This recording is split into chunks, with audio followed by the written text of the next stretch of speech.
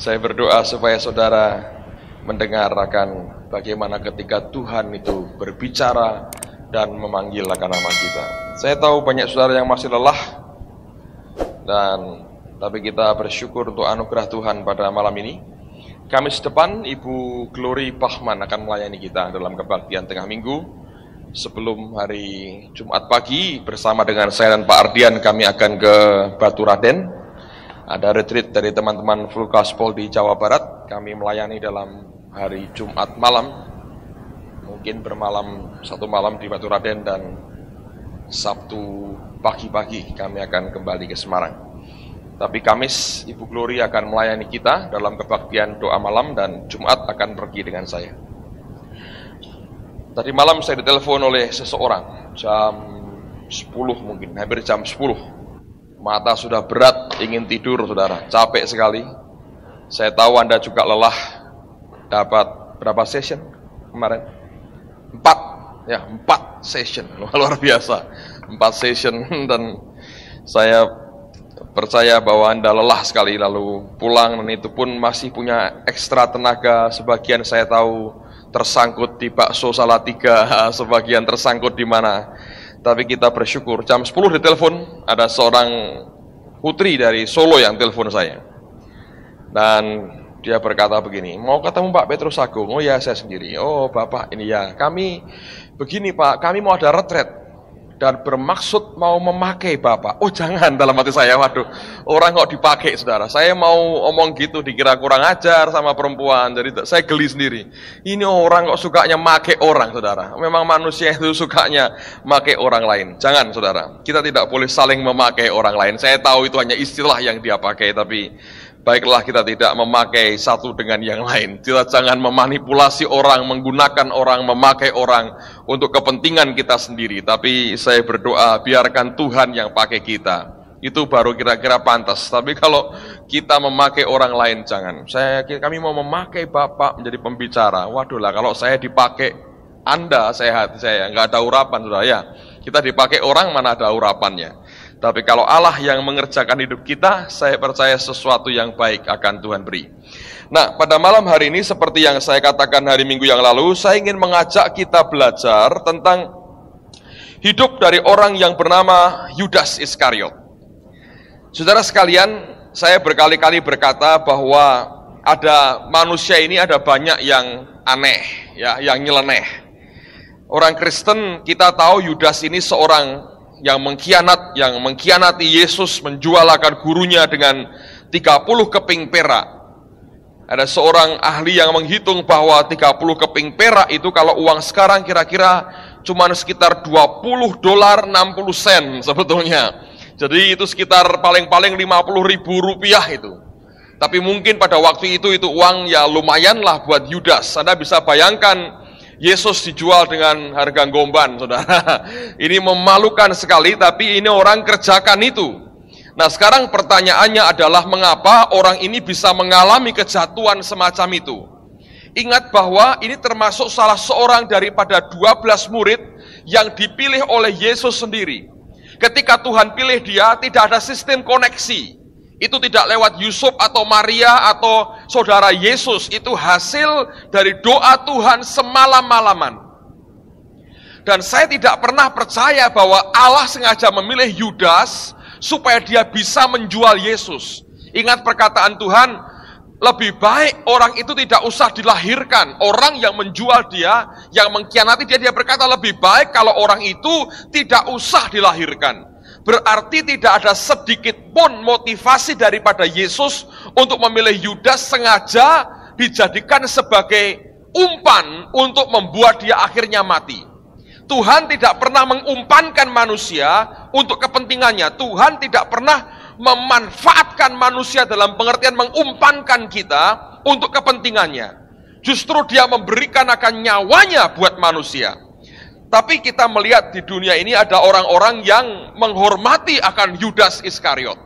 Memang sampai hari ini di Indonesia minimal ya, saya belum pernah dengar ada orang menggunakan nama Yudas. Itu sudah merupakan sesuatu yang takut disalah mengerti, walaupun Alkitab ini ada surat Yudas. Nah, sekarang mari kita belajar Bagaimana orang ini bisa berkhianat kepada Tuhan? Ini orang pilihan yang pernah diutus Yesus, dengar pengajaran dari Tuhan, yang khotbah Yesus sendiri. Kurangnya apa? Mestinya ini orang luar biasa. Tapi kenyataan kalau kita melihat Alkitab, orang ini sebetulnya akhirnya menjual Tuhan hanya dengan 30 keping perak. Kalau uang sekarang kira-kira 20 dolar 60 sen, saudara. 50 ribu rupiah itu dia jual akan gurunya sendiri, pakai ciuman segala, saudara. Anda bisa bayangkan perasaan Tuhannya ketika orang yang dia kasihi, bagian daripada murid intinya dia 12 orang berbuat semacam itu. Nah, tapi mari kita melihat, saya melihat bahwa sebenarnya tidak ada orang yang mendadak murtad, tidak ada. Hari ini Anda berapi-api luar biasa dengan Tuhan, besok mendadak murtad. Ternyata tidak ada. Yang ada adalah sebenarnya pada orang-orang tertentu dalam hidup manusia ini sudah ada yang namanya proses pembusukan, decaying. Proses pembusukan di dalam yang tidak nampak dari luar. Nah, pembusukan di dalam itu dibiarkan, lalu kemudian pada akhirnya itu meledak keluar. Nah, waktu ledakan itu bisa mendadak, saudara sekalian. Tapi sebenarnya proses kemundurannya tidak mendadak. Karena nanti kalau kita perhatikan, di dalamnya sudah ada proses pembusukan yang tidak diselesaikan. Nah, nanti kita belajar bahwa ternyata orang yang mengalami proses pembusukan dalam hatinya tidak bisa menyalahkan orang lain, apalagi Tuhan. Kenapa dia tidak bertindak waktu pembusukan baru pertama kali terjadi? Makanya setiap orang percaya harus memelihara dan hatinya sendiri di hadapan Tuhan. Lalu saya sampaikan, untuk memelihara hati yang benar di hadapan Tuhan, kita harus memiliki persekutuan yang pribadi dengan Tuhan. Kita harus menjalin persekutuan yang intim dengan Allah, memelihara hati kita di hadapan Tuhan setiap hari. Dan kalau setiap saat hidup kita dipenuhi dengan anugerahnya, dengan hadiratnya, saudara akan dipelihara hatimu dari pembusukan itu. Nah, selama itu kita bisa jaga, tidak akan pernah hidup orang percaya yang semacam ini akan tersandung. Semua bentuk kejatuhan tidak pernah datang mendadak. Nah, mari kita lihat yang pertama, Yohanes pasal yang ke-12. Perhatikan mulai ayat yang pertama sampai dengan ayat yang ke-8. Yohanes 12 ayat yang pertama sampai dengan ayat yang ke-8. Alkitab berkata demikian. 6 hari sebelum Paskah, Yesus datang ke Betania, tempat tinggal Lazarus yang dibangkitkan Yesus dari antara orang mati. Di situ diadakan perjamuan untuk dia, dan Marta melayani, sedang salah seorang yang turut makan dengan Yesus adalah Lazarus. Orang kalau punya tabiat kayak Marta ini susah sembuhnya rupanya, saudara ya. Sudah diomongi waktu dia ribut dengan Tuhan, kenapa Maria tidak engkau suruh menolong aku? Yesus berkata, Marta, Marta, kamu ini selalu sibuk, tapi lihat Maria memilih yang terbaik, duduk di bawah kaki Tuhan, mendengarkan suara Tuhan. Lalu mereka buat perjamuan, Marta kemana, saudara? Melayani lagi. Ini memang model orang dablek, saudara ya, rodok nekat. Memang cinta Tuhan dia, tapi karepe dhewe banyak. Ini tipe begini, diomongi susah, saudara. Sedikit mengandung stubborn, ada agak bebal sedikit hatinya. Nah, walaupun cinta Tuhan, tapi kembali kepada kebiasaannya. Ada itu, orang kalau suruh doa, bingung malah. Nanti mata terbuka, lirik kanan, lirik kiri. Begitu, ayo buat panitia, sregepe luar biasa. Panitia lain datang jam 7, jam 6 sudah datang, saudaraku. Nah, itu Marta. Perlu nggak orang itu? Sesekali perlu. Terus-terusan buat mumet, saudara ya. Sedang salah seorang yang turut makan adalah Lazarus. Yesus adalah Lazarus. 3. Maka Maria mengambil setengah kati minyak narwastu murni yang mahal harganya, lalu meminyaki kaki Yesus dan menyekanya dengan rambutnya, dan bau minyak semerbak di seluruh rumah itu. Lihat, kalau Anda banyak bergaul dengan Tuhan, suka duduk di kakinya, saudara pasti jadi orang yang suka berkorban. Yang terbaik dari hidupmu pasti engkau berikan kepada Allah. Orang ini tahu menghargai, honor, menghormati akan Allahnya dengan yang terbaik yang dia punya. Ayat 4. Tetapi Yudas Iskariot, seorang dari murid-murid Yesus yang akan segera menyerahkan dia, berkata, "Mengapa minyak narwastu ini tidak dijual 300 dinar dan uangnya diberikan kepada orang-orang miskin?" Hal itu dikatakannya bukan karena ia memperhatikan nasib orang-orang miskin, melainkan karena ia adalah seorang pencuri. Ia, apa saudara? Sering, Anda garis bawahi kata sering. Tidak dilakukan hanya sekali. Alkitab berkata ia sering mengambil uang yang disimpan dalam kas yang dipegangnya. Maka kata Yesus, "Biarkanlah dia melakukan hal ini mengingat hari penguburanku. Karena orang-orang miskin selalu ada padamu, tetapi aku tidak akan selalu ada pada kamu." Jadi sebenarnya orang ini sudah mengalami pembusukan dalam batinnya sudah lama. Alkitab berkata dia sering mengambil uang.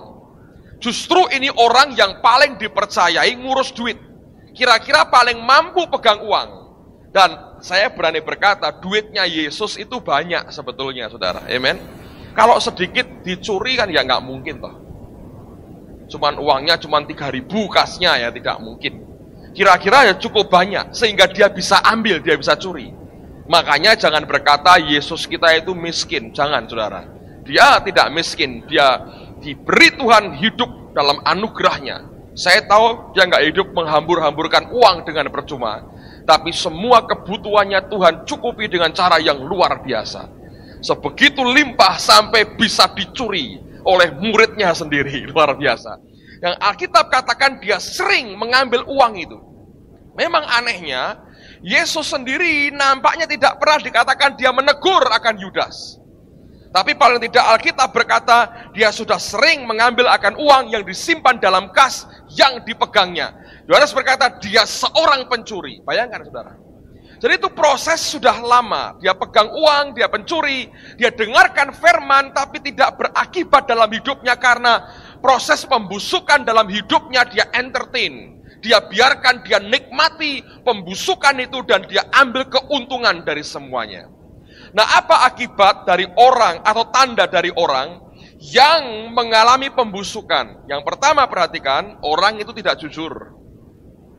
Dia memanipulasi, menggunakan orang lain untuk menentang Tuhan atau menentang orang lain. Lihat, dia pakai orang miskin sebagai alasan. Tidak pernah dia gunakan apa yang di dalam, dia sembunyikan begitu rupa. Dia pakai orang miskin. Oh, itu uangnya dijual, berikan kepada orang miskin. Tapi Yohanes berkata bukan karena ia memperhatikan nasib orang miskin. Tapi dia berkata begini, kalau kamu jual itu uang, lalu uangnya diberikan kepada Yesus, istilah sekarang mentahannya saja, saudara, mentahannya diberikan kepada Yesus. Berapa jumlahnya? 300 dinar. Itu berarti gaji orang kerja setahun. Sehari kira-kira sedinar gaji orang pada waktu itu. Bayangkan Anda kerja setahun, itu ditumpahkan begitu saja. Ini orang yang cinta Tuhan. Dia berkata jual, mentahannya aja buat Yesus. Lalu kalau mentahannya kenyataannya masuk kemana? Ke Yudas. Kenapa? Yudas yang bawa duitnya. Tapi siapa yang dia taruh di depan? Orang miskin. Orang yang sudah pembusukan di dalam, dia tidak pernah berani transparan hatinya. Dia akan memakai orang lain, dia kedepankan, sepertinya dia bela orang lain, untuk kepentingan orang lain dia berjuang, sepertinya dia seorang hero, seorang pahlawan yang luar biasa, membela orang lain, tapi lihat sebetulnya karena pembusukan sudah makin parah di dalam hidupnya. Nah saudara sekalian, ini yang sering kali kita jumpai pada banyak orang Kristen. Lihat ya, saya perhatikan begini saudara. Saya dengar di banyak tempat ya, kita nggak pernah ngalami sih, tapi saya harap tidak juga lah. Kalau ada gereja, nanti isinya ribut. Ya, nanti majelis ribut, gebrak-gebrakan meja, mau jotos-jotosan, ngangkat kursi, mau dibanting. Mereka ribut apa toh sebetulnya? Terutama kalau Anda perhatikan, nanti ujung-ujungnya itu duit gereja. Nah, masing-masing membela kepentingan orang lain. Ya, membela jemaat itu. Padahal bosok hatinya itu sama-sama. Kalau mereka orang-orang yang tulus batinnya, cinta Tuhan, hatinya tanpa pembusukan, tidak akan kita mengumpat orang lain, gebrak meja, banting kursi. Aku nyumbang telu, tak rusak siji ra apa-apa, brak katanya. Nah itu tidak akan terjadi, saudara. Anda bisa mengerti? Justru ributnya kalau Anda perhatikan, di mana-mana saya dengar majelis A memperjuangkan pos PI, majelis B memperjuangkan gereja pusat. Ini demi jemaat, ini demi jemaat. Satu ini demi Tuhan, Tuhan dibela. Tuhan harus dibela karena Tuhan tidak berdaya kan di surga, perlu saya bela. Keprok-keprokan, ayo tak lakoni untuk Tuhan. Apa dikira nanti Tuhan bangga, ini dia keprok-keprokan buat Yesus, tepuk tangan malaikat yang seneng kabeh, atau bukan seperti itu, saudara? Tapi itu kan fakta. Dari mana sebetulnya gontok-gontokan itu? Karena menurut saya Alkitab menunjukkan dengan jelas, itu karena pembusukan di dalam. Hatinya sudah tidak beres, orang lain alasannya dipertahankan, majukan ke depan demi orang lain. Lalu kita berkata, aku ini pahlawan.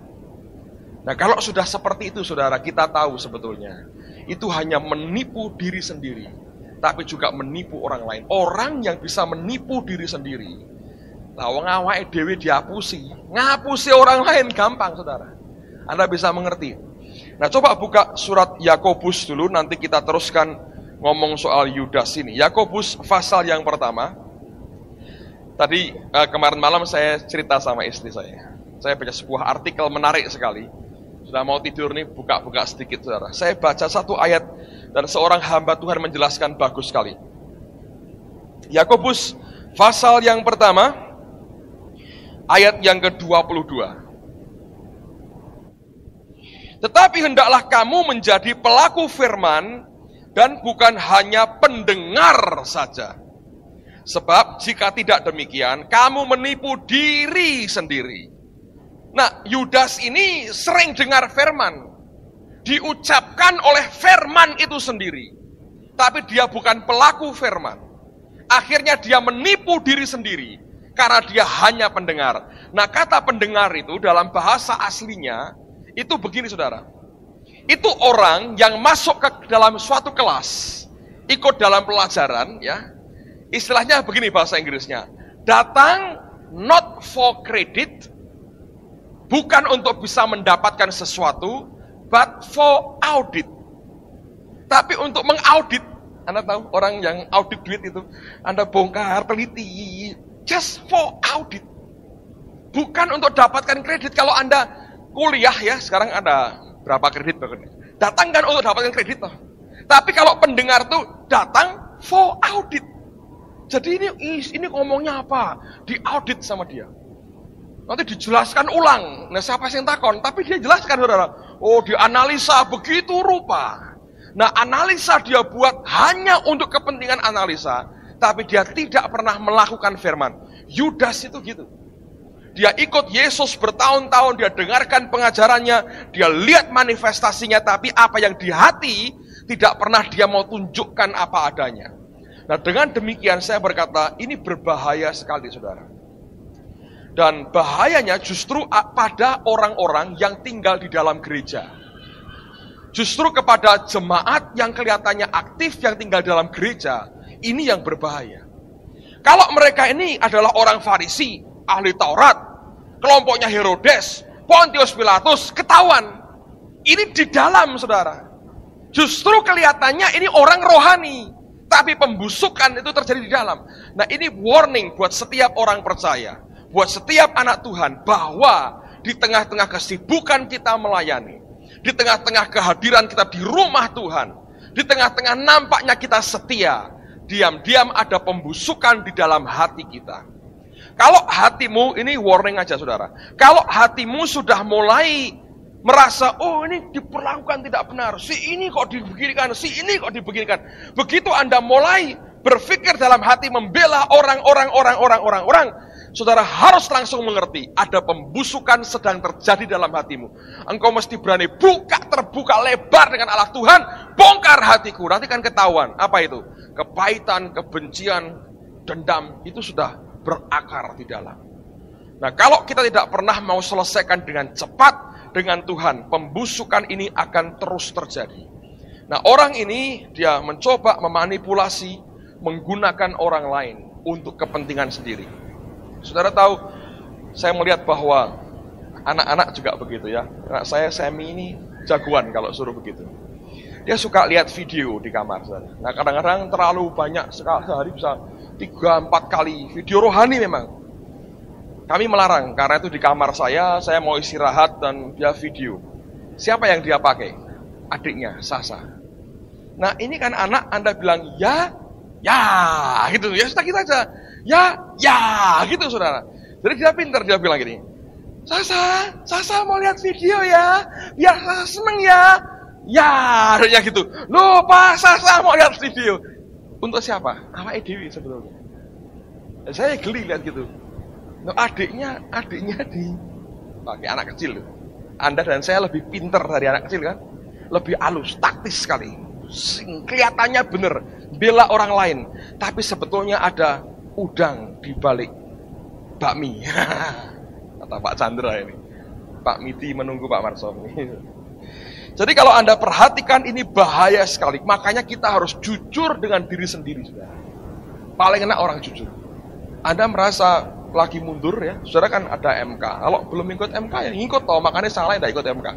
Begitu Anda merasa kurang, ada sesuatu dalam hatimu, cepat datangi kepada ketua MK atau temanmu, berkata doakan aku cepat. Ada yang sesuatu yang tidak beres di hatiku. Saudara ngomong apa adanya, Anda cerita. Oleh karena itu penting sekali saudara. Tadi siang saya telepon Pak Yusak Cipto. Halo, aku jek loro Gung katanya. Wis 10 dino. Terus kita ngobrol di telepon, dia cerita pengalamannya. Itu orang terbuka banget saudara. Dia bilang, aku ini seperti anak kecil lagi, dilolosi Tuhan semuanya. Sekarang sakit ya, mulutnya ini sampai kalau minum itu katanya sampai panas untuk nelan air. Dia bilang, aku tidak bisa berdoa banyak karena mulutku sakit. Meh nengking ora iso, tapi didoakan orang lain. Dia cerita ke beberapa orang, minta didoakan dan beberapa terima pernyataan. Ada yang berkata, oh Tuhan bilang kamu lagi disembunyikan Tuhan, dibungkus with Tuhan lagi. Nah, saya akan minta dia ke Semarang. Saya ngomong dengan dia. Tapi Nabi tuwane sik kayak telo dikei nyawa ini katanya, istilahnya gitu. Nabi tua kayak telo dikei nyawa. Saya bilang, "Oh, ora apa-apa, ora apa-apa. Aku malah seneng." Lah kok seneng? Lah engko nek esbar dadine malah jos, saya berkata gitu. Guyu, dia ketawa. Nah, saya bilang, "Wis nanti akhir bulan aja," saya bilang. Pas kita ada perjamuan suci. Ya wis sembahyang sih. Nanti saya janji Kamis depan akan telepon lagi. Tapi saya berkata ada orang yang bisa jujur. Dia ngomong apa adanya. Tidak perlu kita mencoba tampil. Tahu saudara, ya. Daripada kita tiba-tiba rontok oleh karena penampilan kita berkata orang yang memperindah pintunya itu membawa kepada kehancuran. Jangan diperindah pintu kita. Dalamnya penuh dengan kebusukan. Ini ruangan baru di belakang itu kalau Anda lihat dari luar kelihatannya mentereng. Atasnya ada Hasanuddin Plaza, HP gede banget, bagus dari luar. Anda masuk ngeri dalamnya. Nah banyak orang Kristen begitu. Mari kita tampil apa adanya. Sedang kita mundur datang kepada orang Kristen minta kita didoakan mungkin ada yang Tuhan ungkapkan sesuatu yang tidak beres dalam hidup kita yang membuat kita jauh dari Tuhan.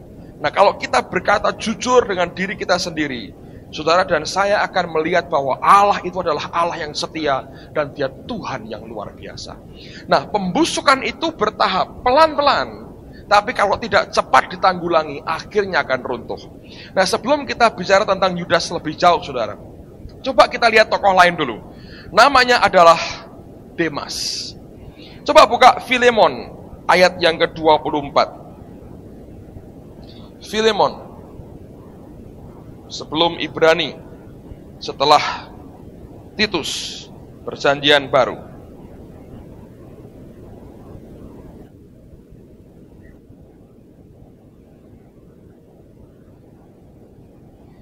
Ayat yang ke-24. Jangan tanya pasal berapa. Tidak perlu dijelaskan.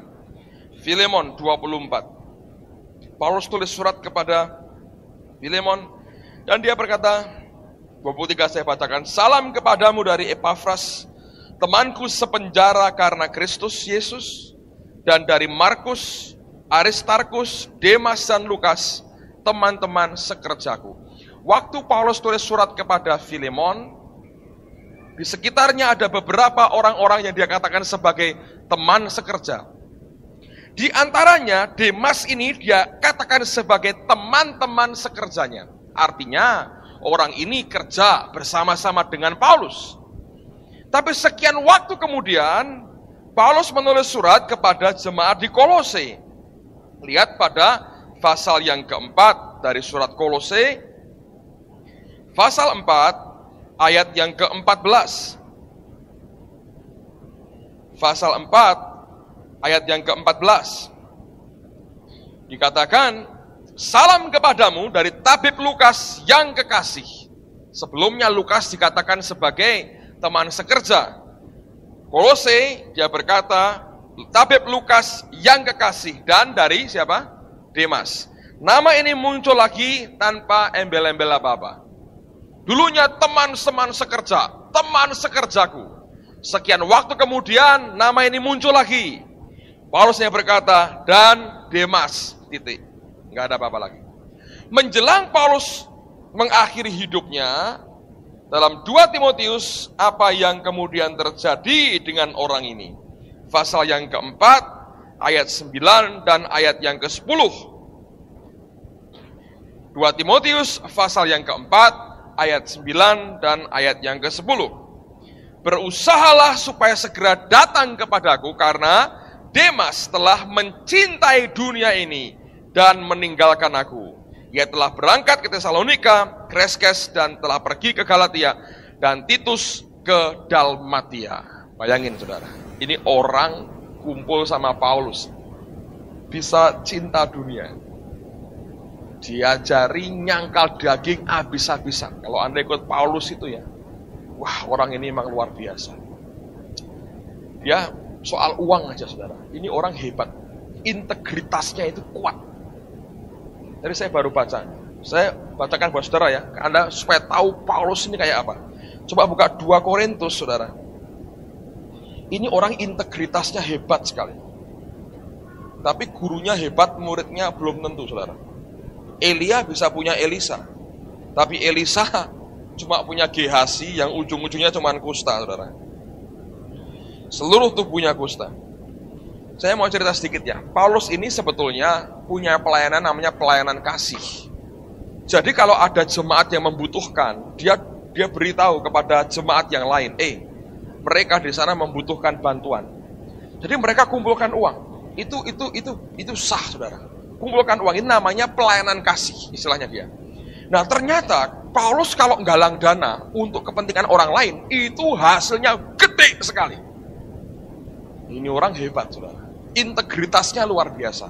Saudara tahu bagaimana cara dia ngatur duit ini. Lihat orang ini punya integritas yang hebat sekali. Pasal 8 ayat 16. Syukur kepada Allah yang oleh karena kamu telah mengaruniakan kesanggupan,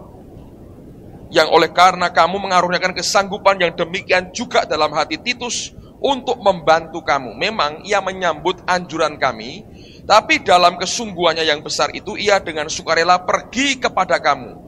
Bersama-sama dengan dia kami mengutus saudara kita yang terpuji di semua jemaat karena pekerjaannya dalam pemberitaan Injil.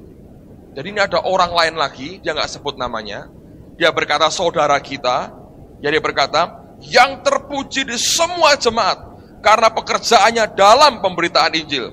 Dan bukan itu saja, ia juga telah ditunjuk oleh jemaat-jemaat untuk menemani kami dalam pelayanan kasih ini yang kami lakukan untuk kemuliaan Tuhan dan sebagai bukti kerelaan kami. Jadi pada waktu Paulus bawa duit mau diberikan itu, jemaat-jemaat itu minta supaya ngirim 1 orang. Ini orang yang terpuji. Jadi urusan duit harus orang yang terpuji untuk pergi dengan Paulus. 20. Sebab kami hendak menghindarkan hal ini. Ini bukan kemauan jemaat, Paulusnya juga minta itu. Bahwa ada orang yang dapat mencela kami dalam hal pelayanan kasih yang kami lakukan dan yang hasilnya sebesar ini. Jadi gede sekali dapat duitnya. Karena kami memikirkan yang baik bukan hanya di hadapan Tuhan, tetapi juga di hadapan manusia.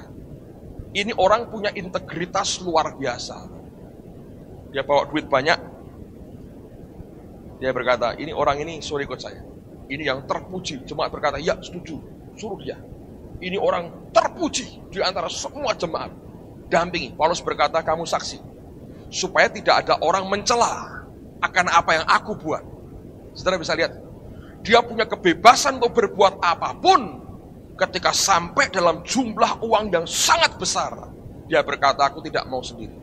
Sebab orang akan mencela aku. Aku perlu orang lain. Kamu lihat, orang ini terpuji, dia sama-sama dengan aku. Supaya ini memuliakan Allah dan bukti kerelaan kami. Luar biasa ya. Nah ini gurunya itu kayak begini juga. Demasnya bisa mencintai dunia. Kalau Anda perhatikan, sebetulnya ini merupakan warning buat setiap orang percaya. Makanya Paulus berkata, hati-hati kalau kamu merasa kamu ini tegak berdiri. Kalau kamu sudah merasa, ya gua kuat, hati-hati malah. Karena pada waktu itu kesombongan masuk, pembusukan mulai terjadi dalam kehidupan kita. Nah lihat, ini merupakan contoh yang tragis sekali. Paulus kehilangan Demas, Yesus kehilangan Yudas, Elisa kehilangan abdinya yang sangat dia kasihi, yang dia harapkan, namanya Gehazi. Tapi ujungnya penuh dengan kusta. Saya mau katakan buat saudara bahwa kekristenan bukan sesuatu yang gampang. Tapi ini warning. Makanya jujurlah dengan hati kita masing-masing. Nah sekarang mari kita kembali kepada Yudas. Mari kita buka Markus pasal yang ke-14. Markus pasal yang ke-14. Ayat yang ke-10 dan ayat yang ke-11. Nah kalau Anda perhatikan pada ayat yang ketiga, itu cerita yang sama yang tadi disebutkan dalam Yudas pasal yang ke-12. Oke, ini peristiwa di mana Yesus itu diurapi dengan minyak narwastu. Lalu kalau kita baca dalam Yohanes tadi, Tuhan tegur dia. Dia berkata, biarkan dia. Orang miskin selalu ada padamu, aku gak selalu bersama dengan kamu. Nah Yudas rupanya ketika Tuhan konfrontasi dia, itu untuk pertama kali rupanya Alkitab menyatakan dikonfrontir. Dosanya dikonfrontasi. Tuhan tidak langsung berkata kamu pencuri, tapi dia langsung bicara bahwa selalu ada orang miskin, kamu selalu bela dia, tapi aku tidak selalu bersama-sama dengan kamu. Nah ketika dikonfrontasi, sarang hangat dosanya itu mulai kebongkar. Nah waktu dia dipukul telak ke dosanya saudara, pembusukan itu meledak. Nah apa yang terjadi? Ayat yang ke-10 dari Markus 14 menjelaskan. Lalu pergilah Yudas Iskariot, salah seorang dari ke-12 murid itu, kepada imam-imam kepala dengan maksud untuk menyerahkan Yesus kepada mereka. Mereka sangat gembira waktu mendengarnya dan mereka berjanji untuk memberikan uang kepadanya. Kemudian ia mencari kesempatan yang baik untuk menyerahkan Yesus. Nah, kalau pembusukan Anda biarkan, satu kali saudara akan dihadapkan kepada suatu alternatif terakhir yang membawa kepada pilihan cuma dua. Apakah kita bertobat atau kita murtad? Dan orang ini memilih yang kedua. Tidak pernah selama dia sering mencuri itu, Alkitab mengatakan, maka Yesus menegur Yudas, dibiarkan. Tidak dijelaskan oleh Alkitab mengapa tidak pernah ditegur, tetapi dia sepertinya dia biarkan. Lalu kemudian apa yang terjadi? Pada waktu di Betania itulah untuk pertama kalinya Tuhan konfrontasi hatinya. Dia bicara, dia larang dia untuk ngurusi akan Maria yang memberikan minyak kepadanya. Dia konfrontasi hidupnya, dia bentur hatinya. Nah, waktu perkataan Tuhan itu membentur hatinya, sakit hatinya meledak, saudara. Dan langsung Alkitab berkata dia pergi kepada imam-imam kepala dengan maksud untuk menyerahkan Yesus kepada mereka. Disambut dengan luar biasa. Bahkan kemudian dikatakan mereka berjanji akan memberikannya itu uang. Nah, Anda harus mengerti kalau pembusukan itu Anda biarkan, decaying dalam hidupmu, engkau biarkan. maka waktunya akan tiba, tiba-tiba hidup kita dikonfrontasi, dan pada waktu itu cuma dua pilihan. Apakah saudara bertobat atau saudara murtad? Saya masih ingat Ibu Indri pernah khotbah di belakang, waktu kita masih di belakang beberapa tahun lalu. Dia berkata bahwa pengurapan Tuhan itu hanya memberikan dua alternatif, hidup atau mati. Tidak mungkin pengurapan yang murni dari Allah itu memberikan kesempatan orang untuk gantung di tengah-tengah. Tidak bisa. Dia akan memberikan pilihan cuma dua, apakah kehidupan atau kematian. Orang yang bertobat, dia akan dipulihkan, hidupnya akan dipulihkan Tuhan. Yang tidak bertobat, dia akan menuju kepada kebinasaan. Itu merupakan hanya dua alternatif yang diberikan kepada kita. Waktu Yesus mengkonfrontasi dosanya, Yudas memilih yang kedua. Dia tinggalkan Tuhan dengan sakit hati, dengan kebencian. Dia berkata, aku serahkan dia, aku jual dia. Dan itu merupakan keputusan dan ketetapan hatinya. Sejak saat itu, apa yang kemudian terjadi? Yohanes pasal yang ke-13. Ini proses berikutnya. Lihat pada ayat yang pertama dan ayat yang kedua.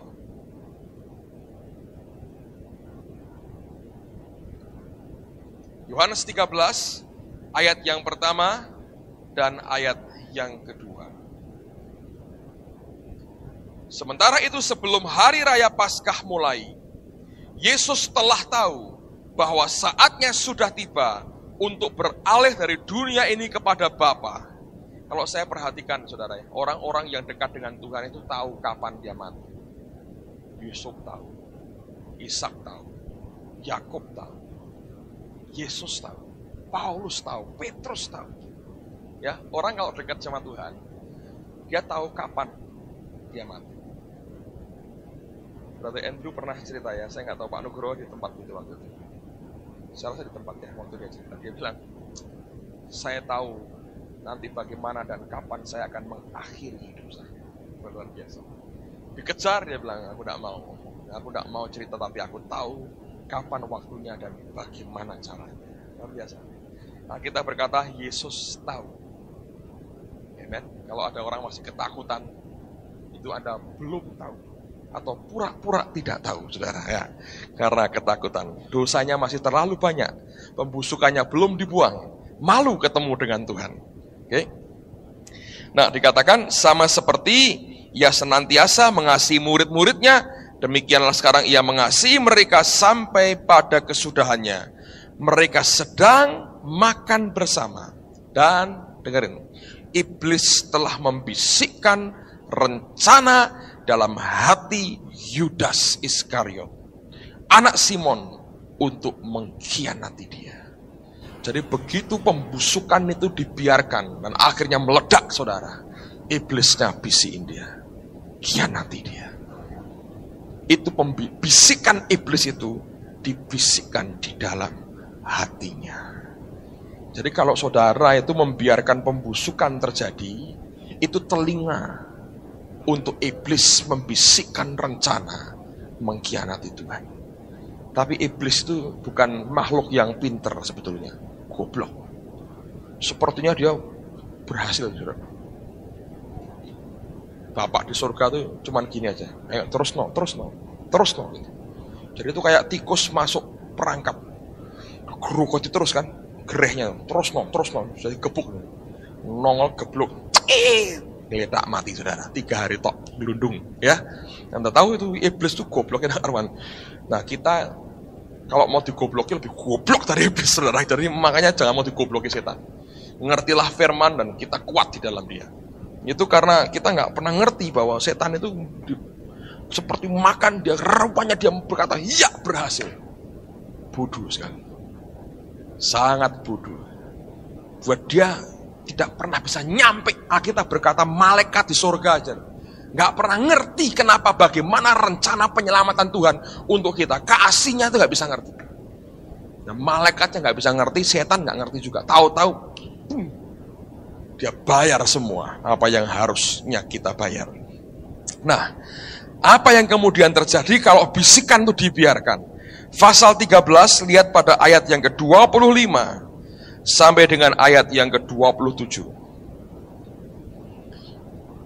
Murid yang duduk dekat Yesus itu berpaling dan berkata kepadanya, "Tuhan, siapakah itu?" Jawab Yesus, "Dialah itu yang kepadanya aku akan memberikan roti sesudah aku mencelupkannya." Sesudah berkata demikian, ia mengambil roti, mencelupkannya dan memberikannya kepada Yudas, anak Simon Iskariot. Dan sesudah Yudas menerima roti itu, ia kerasukan iblis. Maka Yesus berkata kepadanya, "Perbuatlah dengan segera. Apa yang hendak kau perbuat, perbuatlah dengan segera." Jadi prosesnya lihat, pembusukan. Dibiarkan, gak diobati, gak disembuhkan, gak ada repentance, gak ada pertobatan. Pembusukan akhirnya dikonfrontasi dengan kebenaran, membuat ledakan amarah, dia pilih jalan kedua, dia datangi musuhnya, selalu begitu. Dia datangi musuhnya Yesus dia datangi, dia berdamai dengan musuhnya Tuhan, karena rohnya sama, membuat mereka bersuka cita. Iblisnya mulai bisikan rencana. Waktu dia buka telinga hatinya buat rencana iblis, tinggal tunggu waktu, kerasukan saudara. Dan ini yang dialami oleh Yudas Iskariot. Kapan itu? Waktu dia terima roti itu, Alkitab berkata, Yudas itu ia kerasukan iblis. Setelah itu demon possess, saudara. Sudah nggak bisa apa-apa lagi. Dia tidak berdaya sama sekali. Dan bahaya daripada pembusukan ini apa, saudara? Lihat Matius 27. Apa yang terjadi kemudian setelah dia dikuasai oleh setan? Ayat yang ketiga sampai dengan ayat yang kelima. Saya bacakan mulai ayat pertama lah, supaya saudara jelas konteksnya ya. Matius 27, ayat yang pertama sampai dengan ayat yang kelima. Ketika hari mulai siang, semua imam, kepala, dan tua-tua bangsa Yahudi berkumpul dan mengambil keputusan untuk membunuh Yesus. Mereka membelenggu dia lalu membawanya dan menyerahkannya kepada Pilatus, wali negeri itu. Pada waktu Yudas yang menyerahkan dia melihat bahwa Yesus telah dijatuhi hukuman mati, menyesalah ia. Lalu ia mengembalikan uang yang 30 perak itu kepada imam-imam, kepala dan tua-tua, dan berkata, "Aku telah berdosa karena menyerahkan darah orang yang tak bersalah." Tetapi jawab mereka, "Apa urusan kami dengan itu? Itu urusanmu sendiri." Maka ia pun melemparkan uang perak itu ke dalam bait suci, lalu pergi dari situ dan menggantung diri. Nah, orang berkata, "Oh, kan dia akan menyesal." Amplified berkata, Judas was afflicted in mind. Cuma sampai di sini loh. Tapi sininya sudah gak bisa balik, saudara.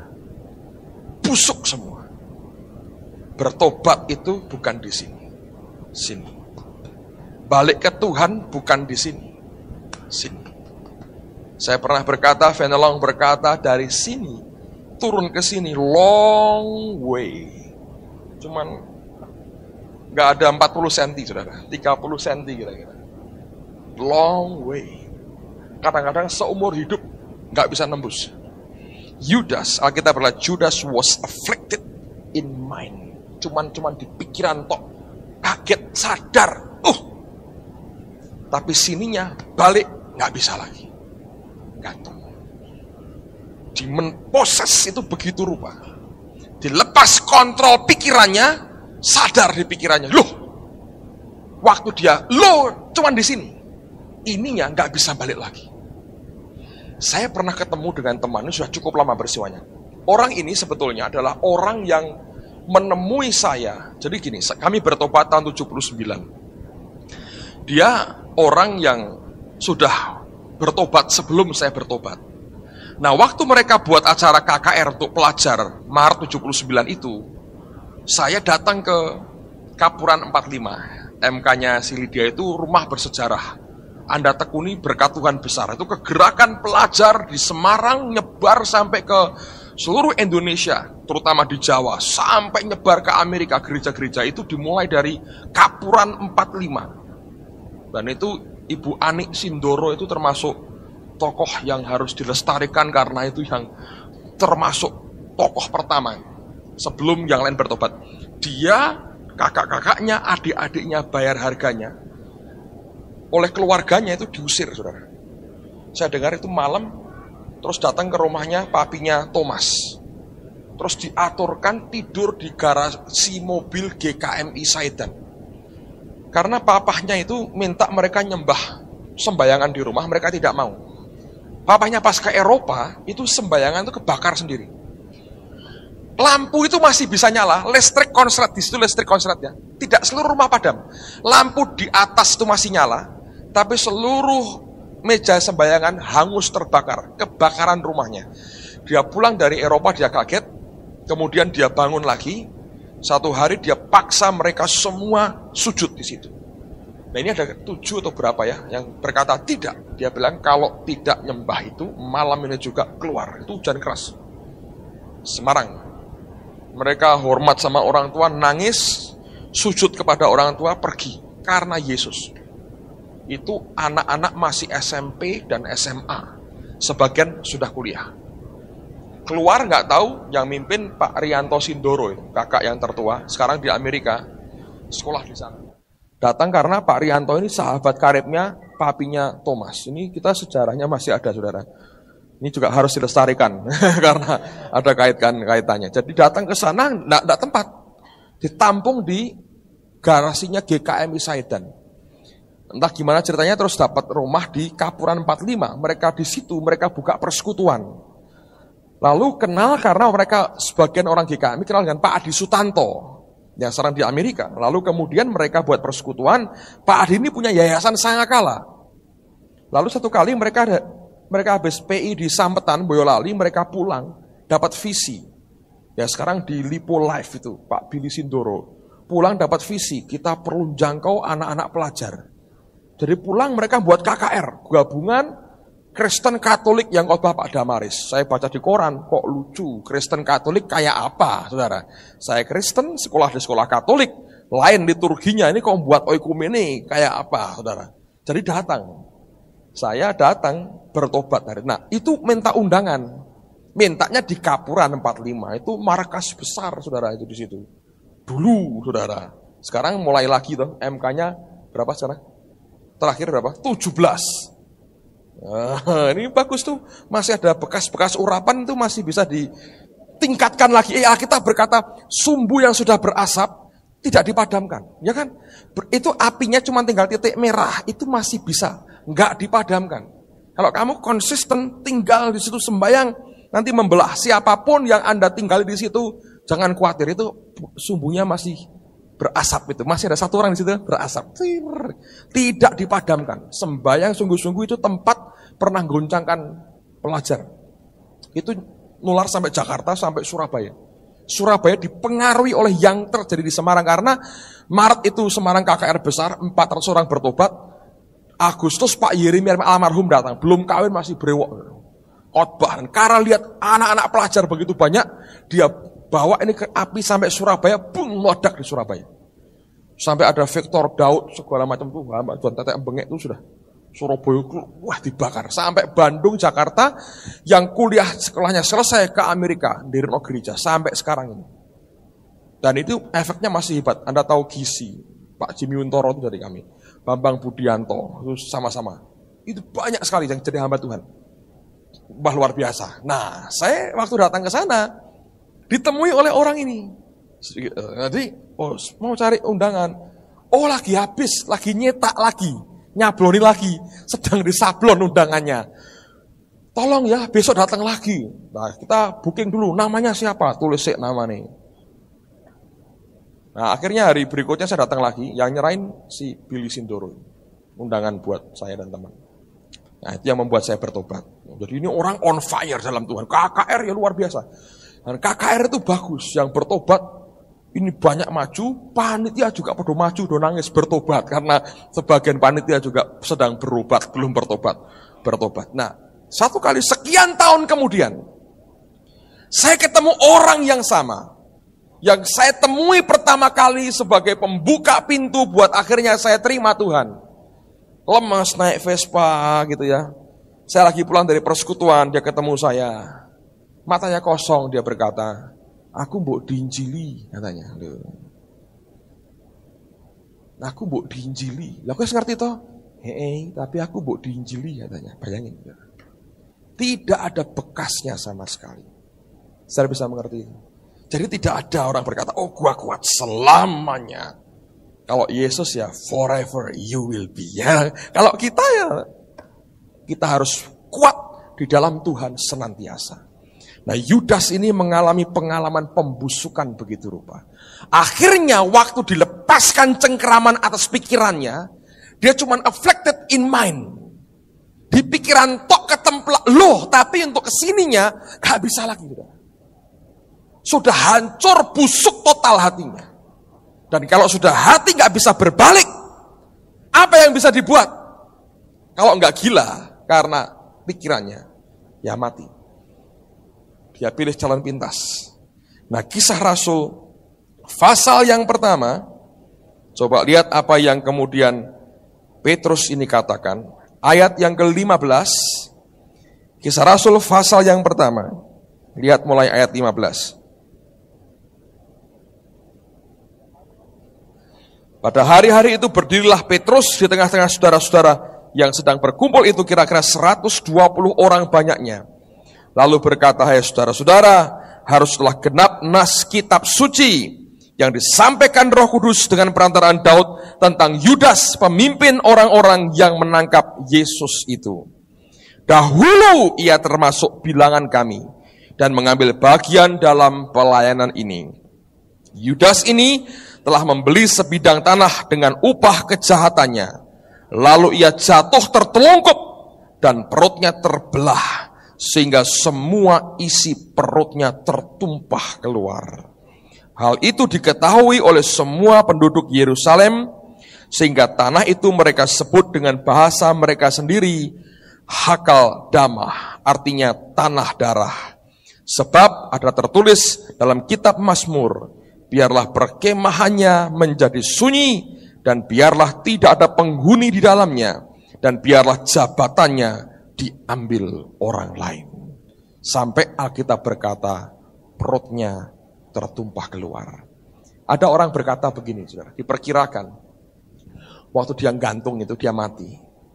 Entah bagaimana itu jatuh dari tali akhirnya. Dan cukup beberapa saat tidak ketahuan orang. Rupanya waktu jatuh itu entah perutnya tertusuk sesuatu. Lalu mulai busuk. Ya, kalau busuk kan bolong, saudara. Bolongan keluar isi perutnya. Jadi pembusukan di hati itu akan berakibat pembusukan di jasmani kita. Saul, dosa pemberontakan sama dengan witchcraft, sihir. Kebebalan sama dengan dosa menyembah berhala dan terafim. Itu permulaan di hatinya Saul. Witchcraft, sihirnya, tenungnya di hatinya Saul. Sebelum dia mati, cari pemanggil arwah, suruh perempuan itu menenung buat dia. Ngerti? Yang di hati akhirnya muncul ke permukaan, ke jasmani. Kebebalan, dosa nyembah berhala dan terafim. Alkitab tidak berkata Saul nyembah terafim. Tapi ketika dosa nyembah terafim ada di hatinya, sekian waktu kemudian kita baca di Alkitab, Mikal anaknya punya terafim di rumahnya. Lihat, Tuhan berkata kepada Adam, pada hari di mana engkau makan buah itu pasti engkau mati. Apakah langsung mati? Ya, rohnya putus hubungan dengan Allah. Fisiknya sekian ratus tahun kemudian mati gak? Mati fisiknya. Yang di jasmani ini sebetulnya hanya mengikuti yang di dalam. Orang sudah kena ke fisiknya, itu berarti dalamnya pembusukannya sudah lama sekali. Kalau orang tiba-tiba murtad, kita tahu di belakangnya pembusukan sudah berjalan lama sekali.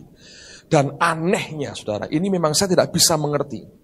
Anehnya, seringkali Tuhan seperti diam saja. Itu aneh. Karena saya mengerti begini. Waktu perempuan Sunem itu anaknya mati, datang kepada Elisa. Elisa ngomong sama Gehazi, biarkan datang. Sebab Tuhan tidak memberitahu apa-apa tentang orang itu. Ketika ditanya, selamatkah engkau? Selamat. Jadi Elisa gak ngerti. Tapi ada kalanya waktu Gehazi ambil uang dari Naaman, dia berkata, bukankah rohku ikut bersama dengan engkau waktu engkau menerima dari Naaman itu. Bahasa Inggrisnya, rohnya itu ikut, saudara. Dibuka mata rohnya, hatinya, rohnya itu ikut nyaksikan waktu Gehazi terima. Perbuatannya bisa dibaca di alam roh. Oleh karena Allah membuka. Perempuan Sunem anaknya mati, Elisa gak ngerti apa-apa. Tuhan tidak memberitahukan kepadaku. Sepeka-pekanya orang, saudara. Kalau Tuhan tidak buka, Anda tetap aman. Anda boleh berjinah luar biasa, kumpul dengan pendeta gede, saudara. Peka boleh peka. Kalau Tuhan tidak buka mata rohaninya, tetap gak ngerti, saudara. Nah, itulah saya berkata, hebatnya Tuhan itu. Sebisa-bisanya, dia mau kita selesaikan dengan dia. Kadang-kadang, dia tidak izinkan orang lain tahu. Tahu-tahu sudah geletak. Almarhum habis. Yang berbahaya, saudara. Ya, Demas. Ya, begitu. Yudas juga begitu. Saudara harus mengerti, ini hal yang sangat mendukakan akan hati Tuhan. Tapi pembusukan itu dimulai di dalam. Nah, sekarang lihat pada bagian terakhir dari firman Tuhan. Yohanes pasal 13. Yohanes pasal 13 ayat yang ke-31, 34 dan 35. Yohanes 13 ayat 31, 34 dan 35. Nah, kita berkata, sesudah Yudas pergi. Bagus sekali. Perikop ini dimulai dengan sesudah Yudas pergi. Apa yang Tuhan katakan? Ayat 34, dia berkata begini. Aku memberikan perintah baru kepada kamu, yaitu supaya kamu saling mengasihi. Sama seperti aku telah mengasihi kamu, demikian pula kamu harus saling mengasihi. Dengan demikian semua orang akan tahu bahwa kamu adalah murid-muridku, yaitu jikalau kamu saling mengasihi. Ini hanya bisa terjadi sesudah Yudas pergi. Dengan kata lain, tidak mungkin terjalin saling mengasihi selama pembusukan itu masih ada di tengah-tengah kita. Saya berdoa supaya kita belajar untuk jujur, saudara, dengan hati kita sendiri. Jangan pernah biarkan ada apapun juga yang membuat hati kita sendiri tidak jujur dan kita pada akhirnya saling menjatuhkan dan merugikan. Dan kalau kita bisa jujur dengan hati kita sendiri, saya percaya bahwa anugerahnya akan membuat kita tetap berdiri sampai kedatangan Yesus yang kedua. Saya tidak akan perpanjang firman Tuhan, tapi saya membacakan satu ayat lagi buat saudara. Saya berdoa supaya Tuhan banyak berbicara dalam kehidupan kita lebih jauh. Mari kita lihat Galatia pasal yang kelima,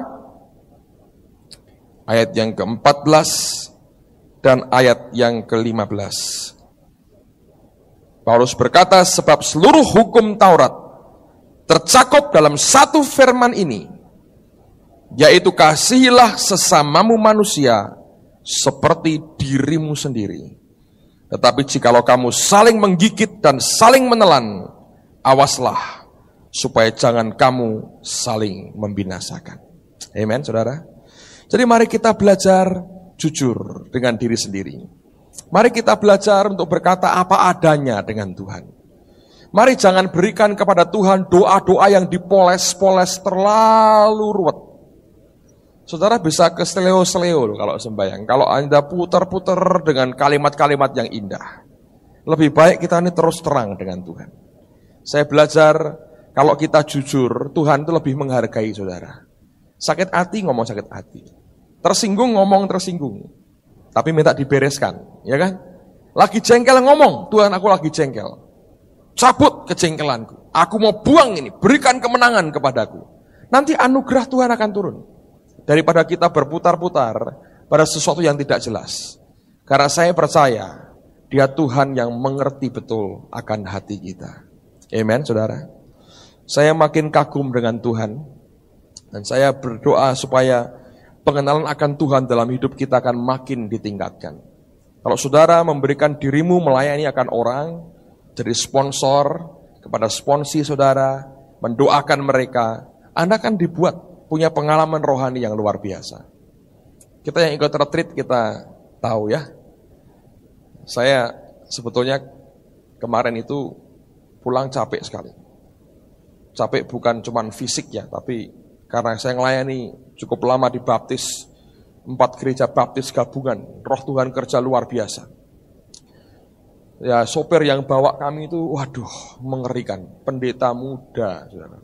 Masih udut, lalu ngebut, waduh kalau naik mobil tuh 90, dipepet-pepet mau gini, waduh saya bilang ini orang mau ngajak apa, saya bilang. Saya mau ngomong, mas hidup kita berharga. Tegang, pepet terus. Dia mau ajak makan, saya bilang, lama-lama saya pikir, wah kesuwen sama dia repot. Saya bilang, enggak, saya mau pulang langsung. Sampai di tempat kita isi retreat, saya capek sekali. Saya sempat tertidur, saudara. Capek sekali. Sebentar, kira-kira mungkin 10 menit. Lalu saya diberitahu sama Amos, datang ke kantor, ke kamar saya. Sudah siap? Kemudian saya turun sebentar.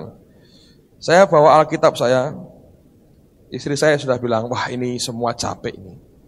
Kamu khotbah lama repot nih, pada ngantuk sudah lelah sekali karena sop harian itu sudah diberi luar biasa ya. Saya bilang, sudah ambil Alkitab saya, catatan khotbah, enggak usah. Memang saya juga terus terang dari rumah juga tidak tahu apa yang harus saya sampaikan. Jadi saya bawa Alkitab, lalu kemudian saya lihat saudara sedang main apa itu? Kasihnya seperti sungai, begini, Victor keluar lucunya, begini. Jadi saya geli juga lihat begitu.